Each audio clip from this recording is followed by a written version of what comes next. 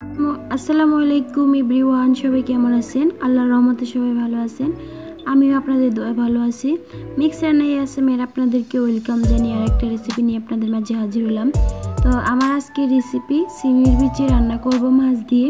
তো চলেন কিভাবে রান্না করি এটি জুট আপনাদের মাঝে শেয়ার করব। তো এখানে আমি পরিমাণ মতো সিমের বিচি নিয়ে নিলাম। তো আমার এখানে প্রায় 1 কেজির মতো সিমের বিচি আছে। তো সিমের বিচিগুলো আমি সুন্দর করে পরিষ্কার করে ধুয়ে নিলাম। আর এখানে নিয়ে নিলাম কিছুটা পরিমাণ মাছ, শিং মাছ, টাকি মাছ আর একটা রুইয়ের বাচ্চা মনে হয়। তো এখন দিয়ে দিব পরিমাণ মতো তেল কড়াইয়ের ভিতরে। তো তেলটা গরম হয়ে আসলে এখন দিয়ে দিলাম পেঁয়াজ কুচি, দিয়ে দিলাম মরিচ কুচি,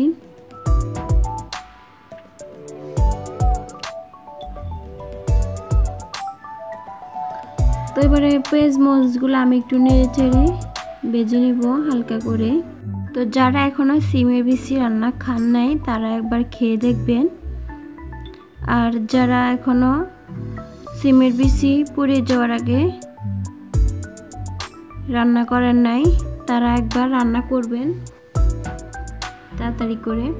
তা আমি সিমের বিচি সংরক্ষণ করছি, আপনারা আমার চ্যানেলে দেওয়া আছে, আপনারা একটা দেখে আসবেন, সংরক্ষণ করতে পারবেন। তো এখানে দিয়ে দিলাম পরিমাণ মতো লবণ, দিয়ে দিলাম 2টা তেজপাতা মাঝখান দিয়ে ফেলে দিয়ে। এখন দিয়ে দিলাম হলুদের গুঁড়া, মরিচের গুঁড়া, দিয়ে দিলাম জিরের গুঁড়া। এখানে যা যা পরিমাণ মশলা লাগে আমি সবগুলো মশলা দিয়ে দিলাম A to Z।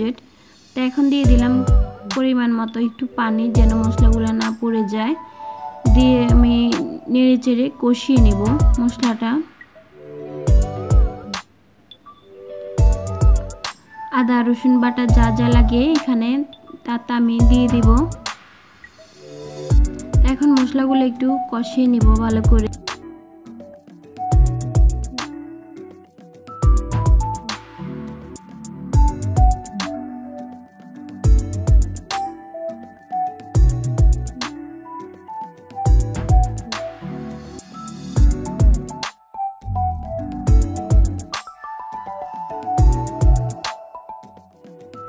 মশলাটা আমার কষিয়ে আসছে। এখন দিয়ে দিলাম আগে থেকে ধুয়ে পরিষ্কার করে রাখা মাছ। মাছটা নেড়ে চেড়ে আমি কয়েক মিনিট এভাবে কষিয়ে নেব।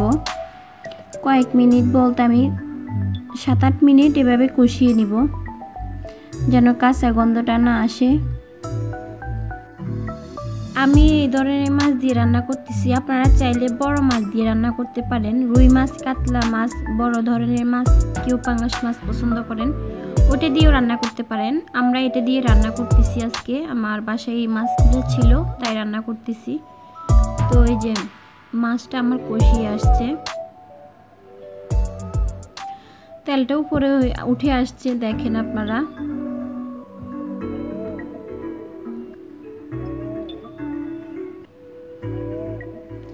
এখন দিয়ে দিব পরিমাণ মতো পানি।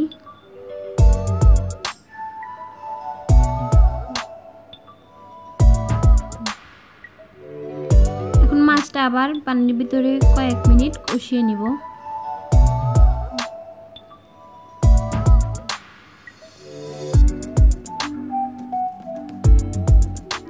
তো কয়েক মিনিট ফুটানোর পরে আমি এখানে দিয়ে দিলাম সিমের বিচি। সিমের বিচিগুলো দিয়ে আমি এভাবে কয়েক মিনিট কষিয়ে নিব,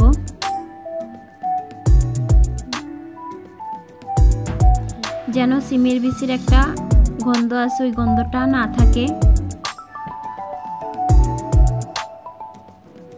এই যে আমার সিমের বিচিগুলা অনেকটাই কষানো হয়ে গেছে দেখেন।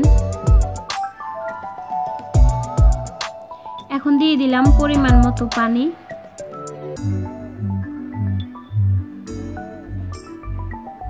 যেটুক পানি লাগে সিমের বিচিগুলো সিদ্ধ হইতে ওটুক দিয়ে দিলাম আমি। এই যে দেখেন আমার সিমের বিচিগুলা সিদ্ধ হয়ে গেছে। আমি এখানে অফ ক্যামেরায় টমেটো দিয়ে দিলাম, আপনারা চাইলে টমেটোটা নাও দিতে পারেন, আমি টমেটোটা দিছি। আর সিমের বিচির ভিতরে একটু ঝোলটা রাখতে হয় বেশি করে, সিমের বিচিটা পানি টেনে নেয়। তা আমি এইভাবে ঝোল ঝোল রাখতেছি। তো পরিমাণ মতো ধনেপাতা দিয়ে নামিয়ে নিব। দেখেন, তো এখানে আমি বাগার দিব। বাগার দেওয়ার জন্য পরিমাণ মতো তেল দিয়ে নিলাম। তেল দিয়ে এখানে দিয়ে দিব কিছুটা পরিমাণ রসুন কুচি, আর দিয়ে দিব কিছুটা পরিমাণ পেঁয়াজ কুচি, দিয়ে একটু ভেজে নেব নেড়ে চেড়ে।